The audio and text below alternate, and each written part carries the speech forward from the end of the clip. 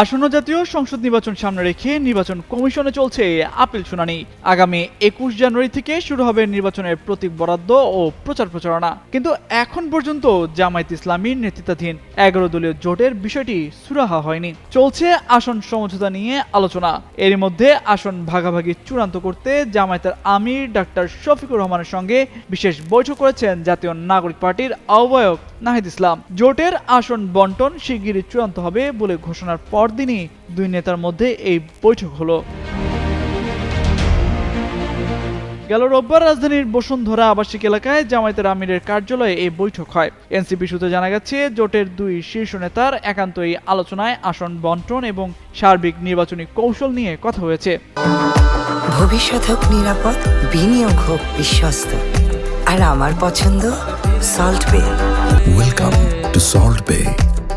এনসিপির যুগ্ম আহ্বায়ক সারোয়ার তুষার গণমাধ্যমকে বলেন, বৈঠকে 12 ফেব্রুয়ারির নির্বাচনে জোটের সর্বোচ্চ সংখ্যক প্রার্থীর বিজয় নিশ্চিত করার উপায় নিয়েও আলোচনা হয়েছে। বৈঠকের পর নাহিদ ইসলাম ফেসবুকে দেয়া এক পোস্টে একে বিশেষ সাক্ষাৎ হিসেবে উল্লেখ করেন। তিনি জানান, আসন্ন জাতীয় সংসদ নির্বাচন এবং সাম্প্রতিক রাজনৈতিক পরিস্থিতি নিয়ে তাদের মধ্যে আলোচনা হয়েছে। ধারণা করা হচ্ছে সমঝোতার ভিত্তিতে এনসিপি প্রায় 30টি আসনে মনোনয়ন পেতে পারে। সোমবার এ নিয়ে একটি প্রতিবেদন প্রকাশ করে ডেইলি স্টার পত্রিকা। আসন সমঝোতা আলোচনার নেতৃত্ব দিচ্ছেন জামায়াতের নায়েবে আমির সৈয়দ আব্দুল্লাহ মোহাম্মদ তাহের ও সহকারী সেক্রেটারি জেনারেল হামিদুর রহমান আজাদ। তাদের সঙ্গে যোগাযোগের চেষ্টা করা হলেও সাড়া পাওয়া যায়নি। তবে জামায়াতের সূত্র মতে এনসিপিকে প্রায় 30টি আসন দেওয়া হতে পারে। তবে নাম প্রকাশ না করার শর্তে জামায়াতের কেন্দ্রীয় নির্বাহী পরিষদ ও নির্বাচন পরিচালনা কমিটির এক সদস্য বলেন, বৈঠকে সার্বিক নির্বাচনী কৌশল নিয়ে আলোচনা হয়েছে।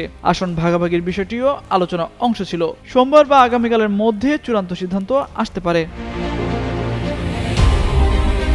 এদিকে সোমবার ইইউ প্রতিনিধি দলের সাথে বৈঠক শেষে জামায়াতের আমির ডাক্তার শফিকুর রহমান জানান, আসন সমঝোতা নিয়ে মঙ্গলবার কিংবা বুধবার জানানো হবে। সবাইকে একসঙ্গে নিয়েই তারা বসবেন বলেও উল্লেখ করেন। তামজিদ মির্জা, যুগান্তর নিউজ।